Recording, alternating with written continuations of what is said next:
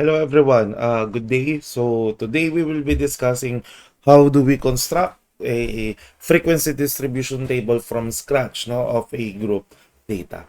Okay, so all solutions involving the creation of the frequency distribution table, okay, starts with these three formulas, no, the Sturgeon formulas, the range, and the class interval. Kasi, okay, we will be using the class interval to create our limits. Diba yun yung pinakaunang column, no? Pinakaunang column sa ating frequency distribution table, the class interval. Okay, so we start with the Sturgeon formula, that is k is equal to 1 plus 3.322 log n, where n is what?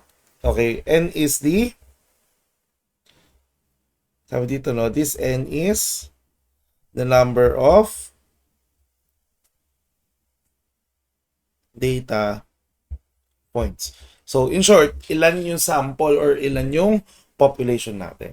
Okay, so, after we compute the Sturgeon formula, we will be getting the range, no? So, using the maximum value minus the minimum value. Okay, we have already discussed that in the measures of dispersion. Okay, and the class interval, I is equal to the range over the Sturgeon constant, yung K natin. Okay, so, how do we use these three formulas to create the frequency distribution table? Let's take this example, no? Sabi dito, okay, so uso ko lang. Given the 40 scores of students who took a mathematics exam, okay, ayan yung mga value natin. Compute for the measures of central tendency, dispersion, skewness, and kurtosis. Okay, so, how do we compute for these measures? Okay, so, this is our frequency distribution table.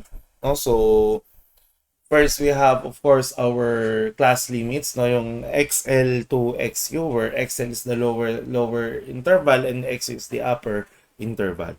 Then we have the frequency, the cumulative frequency, the midpoint, then frequency times the midpoint. Then, after that, we have the midpoint minus the mean, midpoint minus the mean squared, frequency times the midpoint minus the mean squared, midpoint minus the mean to the fourth, and the frequency times the midpoint minus the mean to the fourth.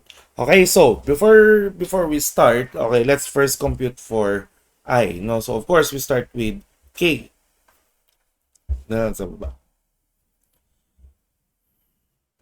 So, Sturgeon constant again, that is 1 plus 3.322 log of n, which our n based on the given is what? 40. Diba? Ayan. So, let me bring out my calculator.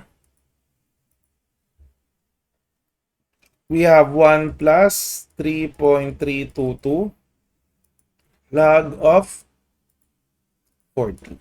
Okay, so that is equal to how many? Diba? So that is 6.322. No, kahit 3 decimal places lang, okay lang naman yun. Or, gusto niyo mas accurate, of course, 5 decimal places. Okay, then we compute for the range. No, let's look at the given data. Ayan. So, what is the lowest? Of course, our lowest is obviously 13. Our data is arranged in increasing order. Okay, so 48 is the maximum. So, we have for the range, R is equal to the maximum minus the minimum. So that is 48 minus 13, which is how many? 35. Now, 35 yung ating range, no, for this given data set. Then we compute for I. Diba? Our I is the range over the Sturgeon constant. So that is 35 over what? 6.32204. Okay, so let's divide. So we have 35 over 6.32204. Okay, so we have what? 5.536. No, so okay na yan. Okay, so in identifying the class interval, of course, hindi natin gagamitin yung decimal. It will make our data set quite complicated. So what we're going to do is what? We're going to round up. Okay, round up, meaning regardless of the value of the decimal places, we're going to add 1 to the nearest whole number. So that is 6. Okay, so therefore our class interval is ano? Is 6. Okay, so we have our class interval. Now we can create our class limits. Okay, so we start with the lowest one, 13. So that's the first lower limit. Okay, then you add 6 since 6 is the interval, which is 19. Okay, for the next lower limit. Then, para dun sa taas natin, that is 13 to, mag-subtract ka ng isa.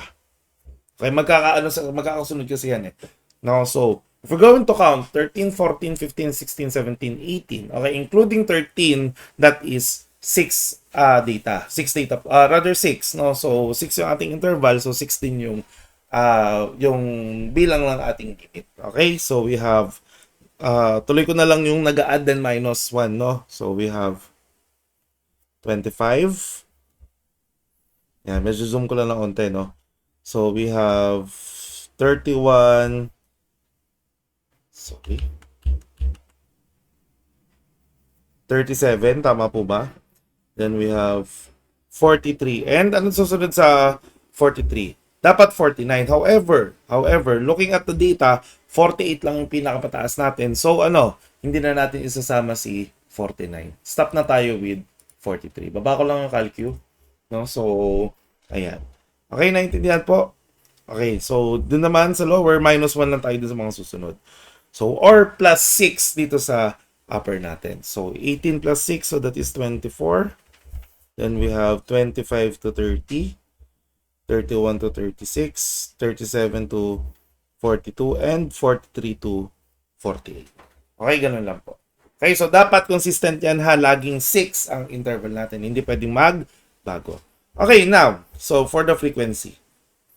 Okay, so we just need to remember the limits, then we count. No, we count dun sa given, ilan yung pasok dun sa limit na yun. Say, for the first one, we have 13 to 18. Ilan dun sa data natin meron yung 13 to 18? So let's count. 1, 2, 3, 4, 5, 6, 7, 8. Si 19 din na natin bibilangan because the highest, rather the upper limit is 18. So ilan yon? 8. Tama po ba? 3, 6, 8. So therefore, our frequency is 8 for the first class. Intindihan po? Intindihan? Okay, sige. Let's proceed with the second one. So we have 19 to 24. 1, 2, 3, 4, 5, 6, 7, 8, 9, 10. So 25 hindi nakasama, so that is 10. Ayan. Okay po ba? Okay, next. So we have 25 to 30. 1, 2, 3, 4, 5, 6, 7, 8, 9, 10, 11, 12. 32 is not included, so that is 12.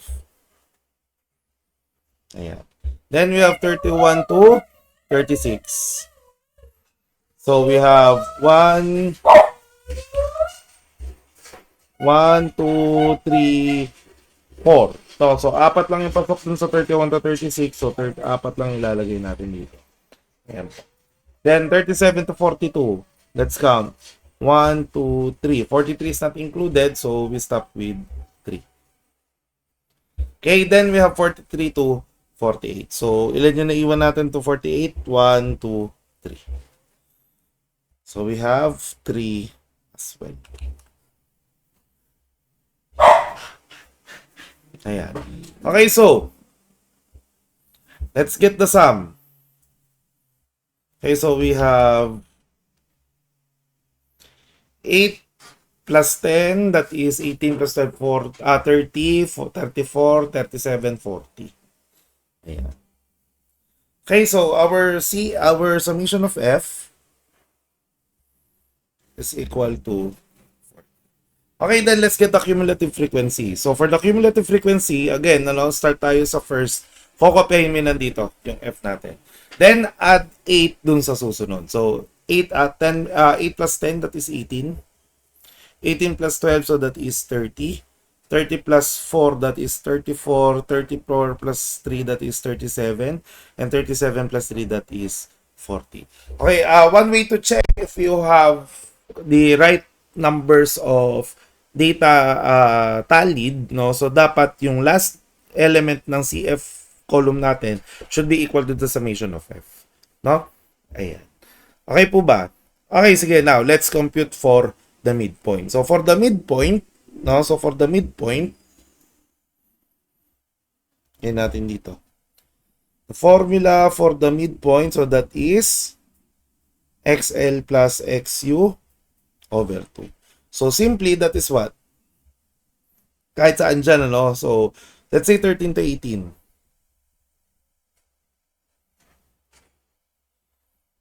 Over 2. So, how many is this? This is 31 over 2, or simply this is 15.5. So, yun yung ilalagay natin dito sa taas. Ayan. Okay, then. Next, 19 plus 24. So, that is 43. Tama ba ako? 43 divided by 2 is 21.6. Ano mapapansin ninyo? The difference between 15 and 21 is 6, which is what? Our class interval. So, para mabilis yung construction, okay, for the midpoint ha, for the midpoint, pwede tayong mag-add na lang mag-add ng 6, no? So, we have 15 plus 6, that is 21. So, 21 plus 6, that is 27.5. Sorry, this is not 6. This is 5, supposedly. Ayan. Then, 27 plus 6, that is 33.5. 33.5 plus 6, that is 39.5. And 39 plus 6, that is, 45 point. Ayan po. Okay, so, let's now have this column for frequency times the midpoint. So, kung ano yung katapat niya, yun lang rin yung i-multiply. Like this one. So, we have, wait lang. You can, pwede nyo sabayan sa calculator, no? 8 times 15.5, so that is 124. Ba? Then we have 10 times 21.5, so that is 215, obviously. Then 12 times 27.5.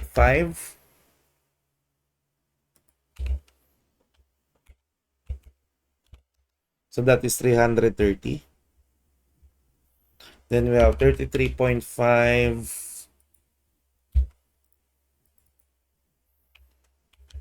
33.5 times 4. That is 134. 39.5 times 3.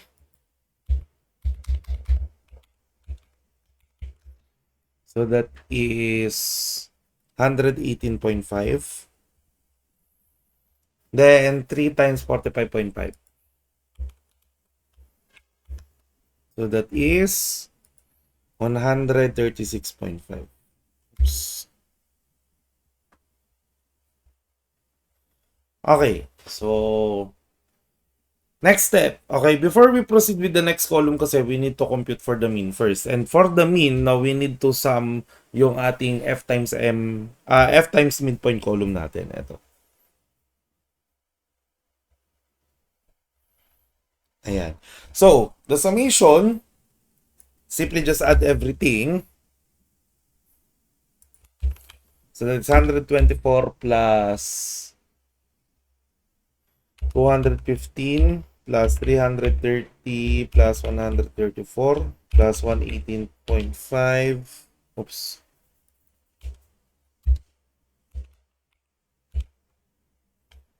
$136.5. So that is how many? Ayan. So we have 1058. Okay? Ay, sorry. Ayan. Okay, so that is 1058. So ulit lang natin dito. Okay, so we take a pause on the construction of the FDT. No? So, hanggang dito lang muna tayo. Kasi dito sa susunod, kailangan na natin ng mean. Okay, so, for the mean, tayo dito. Yeah. The formula for the mean, okay, so that is the summation of f times x sub m, or the midpoint, over the summation of the mean. So, which is equal to what? 1058 over 40. Tama po ba? And we know that 1058, wait lang. Ayan. So, we have 1058 divided by 40. So, that is 26.45. So, this is my mean. Okay, yan yung aking. Next, how about the median? So, for the median, the formula for the median is the lower frequency or a lower limit, okay, lower limit of the median class, okay, plus the interval multiplied to the summation of f over 2, okay, minus the cumulative frequency of, ilagay natin 0, discuss ko later, over the frequency of the median class. Okay, yan. Yan yung formula natin for the median. Now, how do I identify the median class? Kasi may binanggit doon, 'di ba, yung median class. For the median class, this is simply summation of f over 2, which we know that is 40 over 2, so we have 20. So, sir, saan namin nahanapin yung 20? No? So, hahanapin natin yan sa cumulative frequency dito. Yung 20, hahanapin natin ng pwesto. Okay, hahanapin natin ng pwesto. Wait lang. Ayan. Hahanapin natin ng pwesto na kung saan dapat mas mataas yung given, yung frequency na nandito sa table natin. Pero yung one level above, okay, or yung sinundan, yung preceding, okay, yung preceding class niya should be lower. Okay? Since our summation of f over 2 is 20, saan natin siya titignan? So 8, of course, definitely hindi pwede. Dapat mas mataas to. 18, hindi rin pwede. 30, mas mataas na sa 20. Now, you take a look back dun sa susunod. Okay, usually kasi, kung ano yung sumunod na mataas, yun lang yung ano niya. Yung pinakaunang frequency na tumaas compared dun sa nakuha natin na value ng summation of f over 2. Okay, yun yung gagamitin natin na median class. Now, like for this, okay, ito yung gagamitin kong median class. Ito. Ayan. No, so, sabi ko nga dapat yung lower niya should be greater than. No, yung preceding class should be lower than. Okay, so we have our median class. Balik tayo sa formula. So, what is the lower limit of the median class? So, that is 25.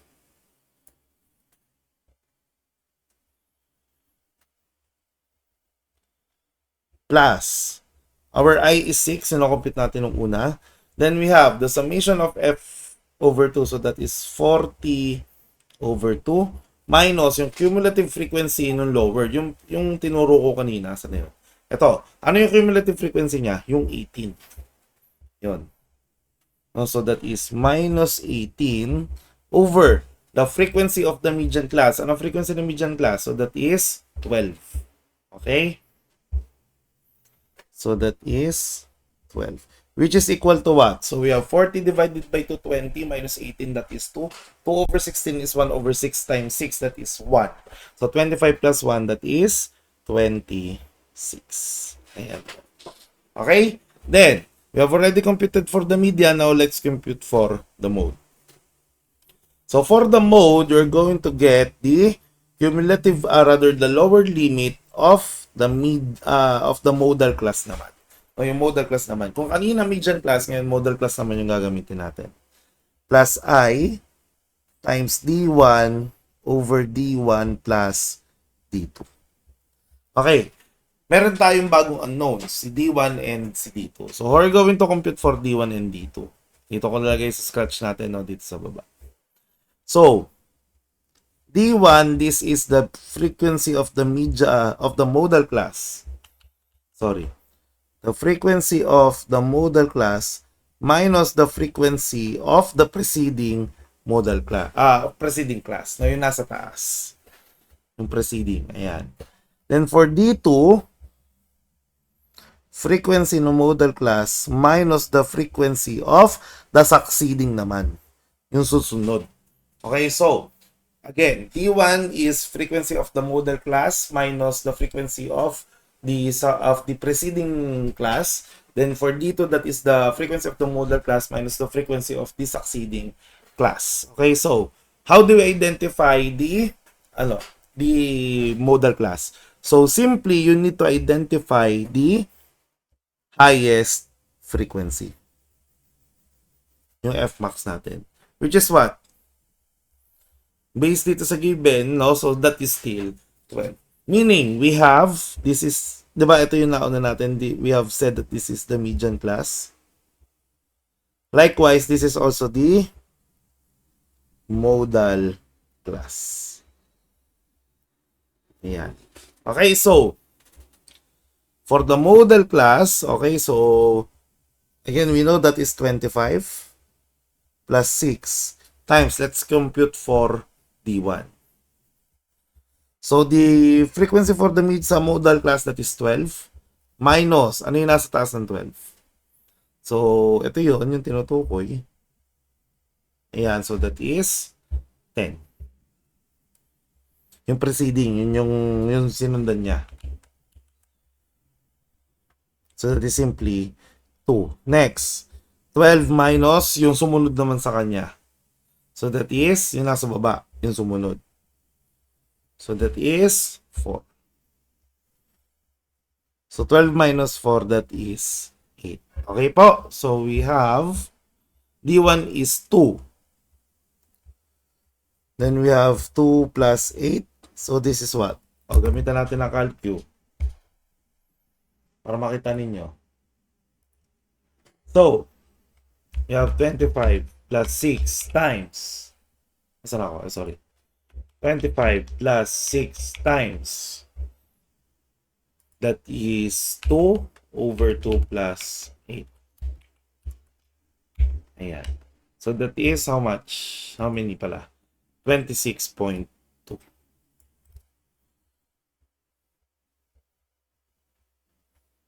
Ayan. So, obviously, hindi naman nalalayo yung mga values natin na 26.45, 26, and 26.2. Okay po ba? So, now, we can compute or yung range natin salagay na natin yung range kasi na-identify na natin kanina to eh.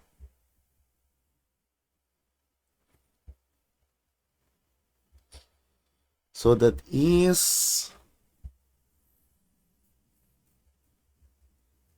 48 minus 13. So, this is 35. Yan, nakakaapat na tayo.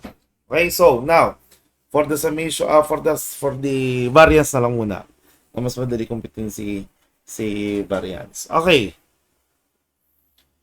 So, we need to subtract the midpoint from the mean from the midpoint rather. We know that the mean is equal to 26.45. Then we subtract with x sub m. So we have 26 minus 26.45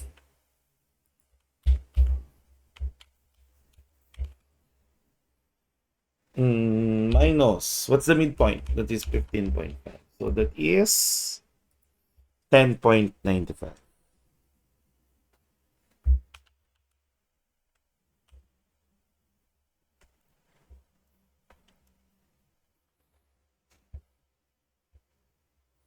Next, so we have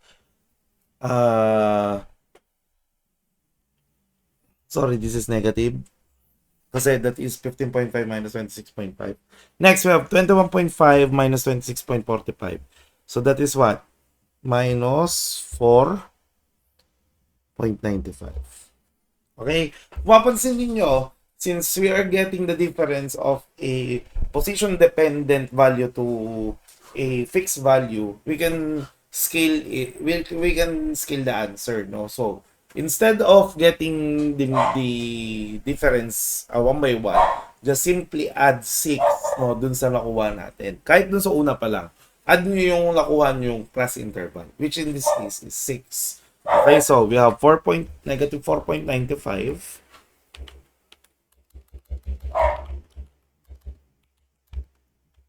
plus 6. So that is 1.05. Yeah. Then continue adding 6. 7.05, 13.05, 19.05. Okay? Then, let's get the square. Eto, wala tong shortcut. Isa-isa nyo talaga to ilalagay. Okay po ba? Ayan, lagay natin dito. So, we have negative 10.95 quantity squared. Sorry. Yan, so that is 119.903. No? So, next. Pwede naman 4.95 na diretso. 4.95 squared. Ayan, so that is 24.503. Then we have 1.05 squared.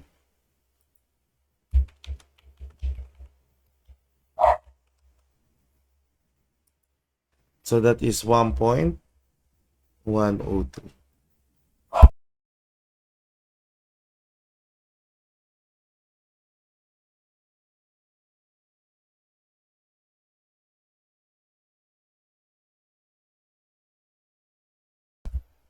Okay, so we have square na 7.05. 7.05 squared. So that is 49.703. Then we have 13.05 squared. So that is 170.303. Then we have 19.05 squared. So that is 362.903. Ayan. Okay, so since nakuha na natin yung square, pwede na tayong mag-multiply ng frequency. Asa ba yung frequency? Ito, medyo malayo. Ayan, sa unahan. So, tapat-tapat pa rin. So, we have 8 times 119.903. Sorry. 119.903. So, that is 959.224. Next, 24.503. So, that is 245.03. Next, so 12, 1.103. 12 times 1.103. So that is 13.236. By the way, the median class in the model kasi is extended until the end of the whole table, ha? Kanina kasi hanggang dito lang yung sinulat natin, kaya hanggang dito lang yung highlight. Okay, so we have 4 times 49.703.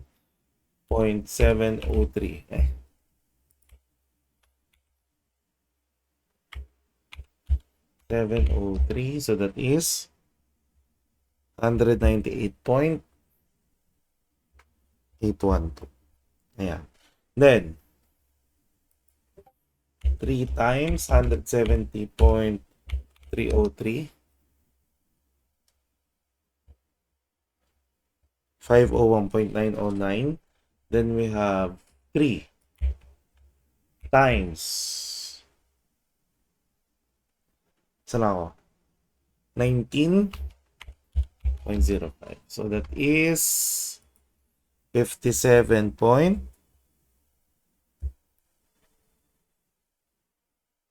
Sorry, not 1905. 3 times 362.903. Sorry. So that is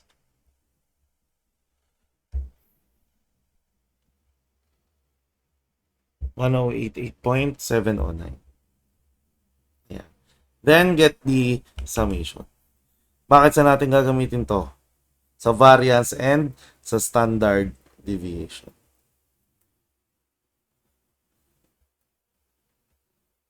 So, ilan? So, we just simply add. Teka, pakita ko yung formula. Ayan. So, we just simply add, no? So, we have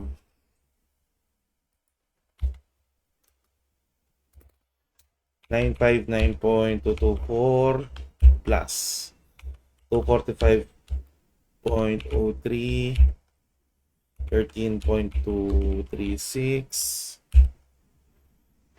198.812, 501.909, 1088.709. Yan. So we have what? 3,006.90. So yan yung gagamitin natin to compute for the standard deviation. Or rather the standard deviation. Also, for the formula for the standard deviation, that is what? For the variance na lang muna. Summation of f times the midpoint minus the mean squared over summation of f. Now, if the data, pag sinabi sa data na sample yon, maglalagay ka ng minus 1. May pag-sample. Dito naman walang sinabi. So, therefore, we can assume that this is population. Again this is only for sample. Purahin ko na lang. Okay, so we have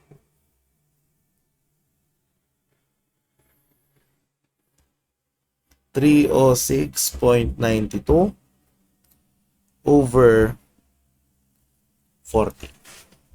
Okay, so we have that is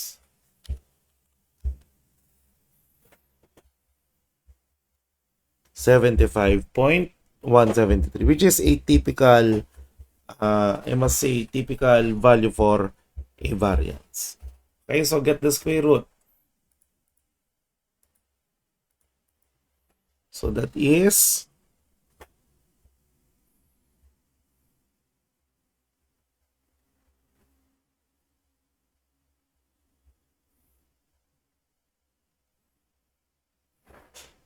yan.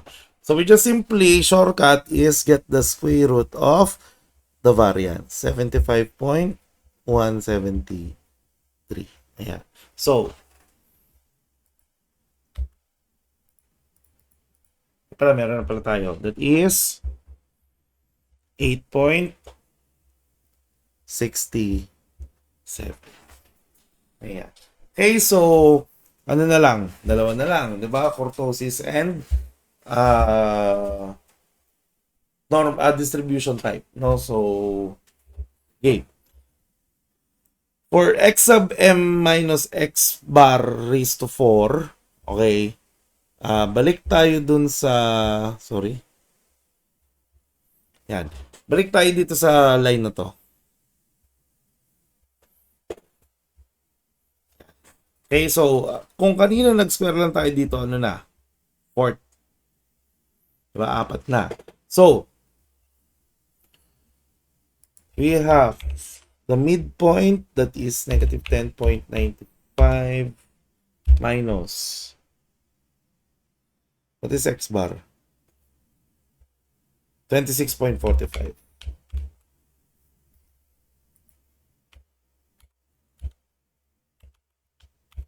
Raised to 4. So we have what? Sorry. Wala na pala. Yung 10 point, then, nalilito na. To the 4. Yun lang pala. Sobra-sobra. So that is 14376 point. Basically, that is 61. Sorry. 61. Next. 4.95 to the 4th. So that is 600.373. Okay, then 1.05 to the fourth. 1.216. Then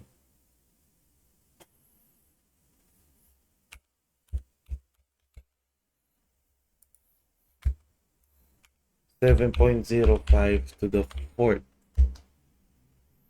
So that is 24,070, 339. Then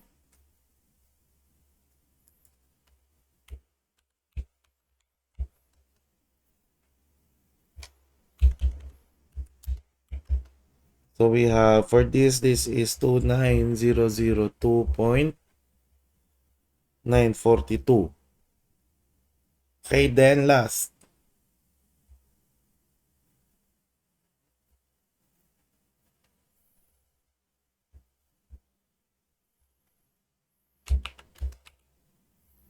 So we have 19.05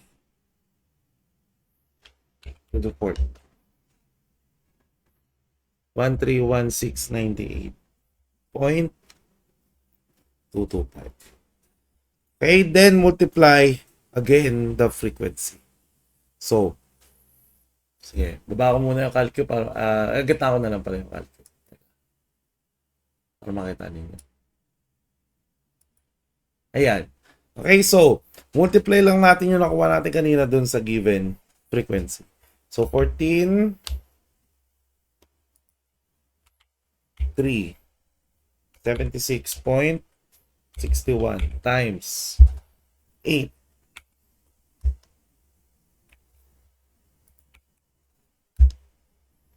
So that is 115,012.88. Okay, next.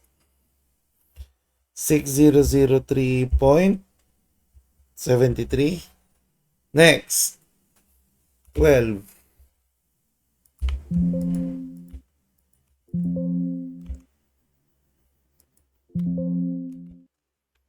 12 times 1.216.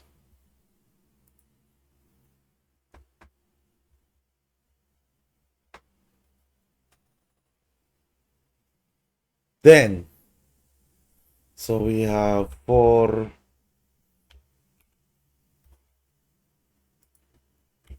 times 2470.339.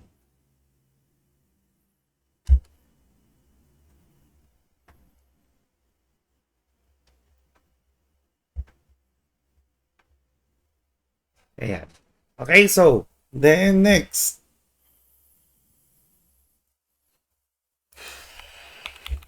29,002.942 times 3.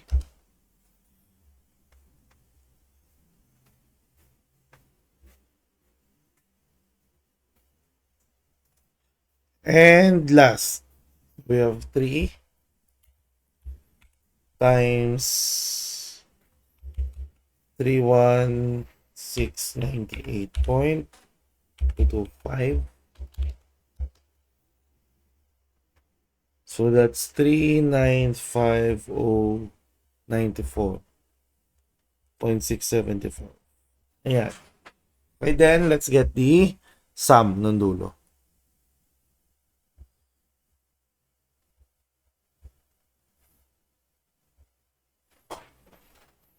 Okay, so let's get the sum.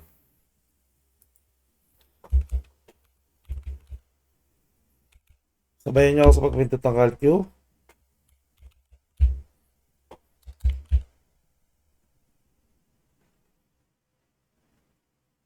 $73 plus tapos 14 592 981.356. 8708.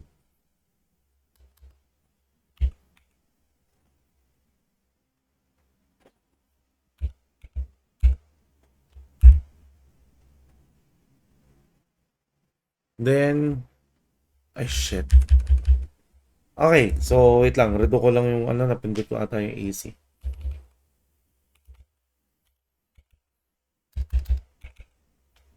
Plus 603.73. 14.592. 981.356. 8708.826. 39509.675. So we have what? 613,018.059. Okay, so saan natin gagamitin? Actually, sa kurtosis lang, ano. So, dito, okay, for the PSC, the formula for the PSC is what? This is 3 times the midpoint minus the mean over standard deviation. Okay, so 3 times, what's the mean? 26.45. Oh, sorry. Wala pa pala. What's the median? 26 minus 26.45. Sorry. What's the standard deviation? 8.67. So therefore, what's the answer? So we have 26 minus 26.45. 8.67. 3.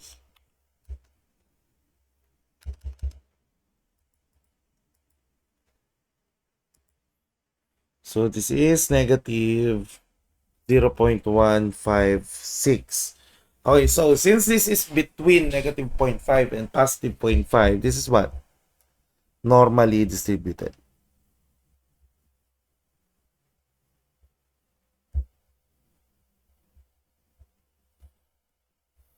Ayan.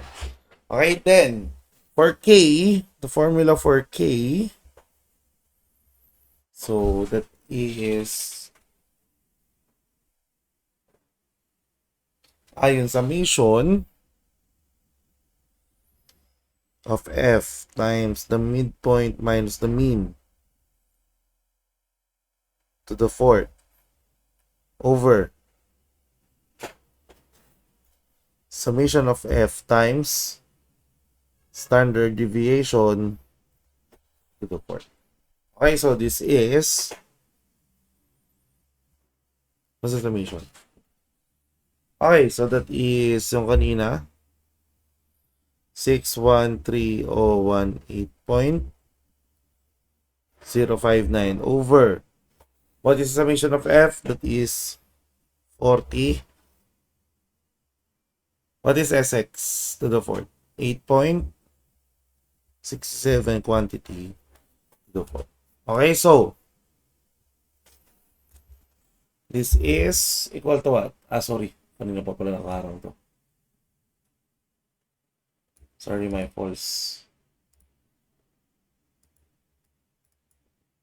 Ayan, so saan ako? Okay. 613,018.059 divided by 40 times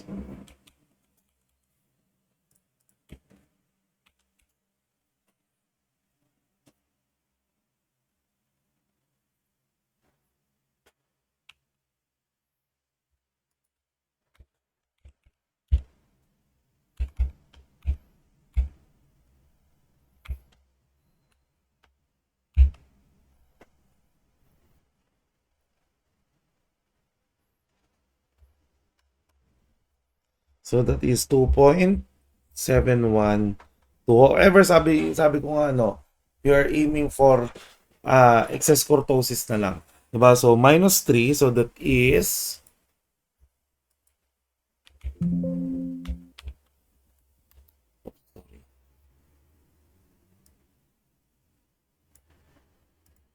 gusto ko lang, ayan. Teka, computin muna natin yung baka nagbago eh. 2 point, ayan, minus 3. So we have negative 0.288. Positive, negative, so this is negative, so this is platy critic. Yeah. So this is how we solve or construct, compute for the different measures in a group data, no, from scratch. How do we build group data from scratch? Okay, so I have provided an example, so gawin nyo yun, no? So I guess this would be all for now. Okay, thank you for listening. Okay, have a great one.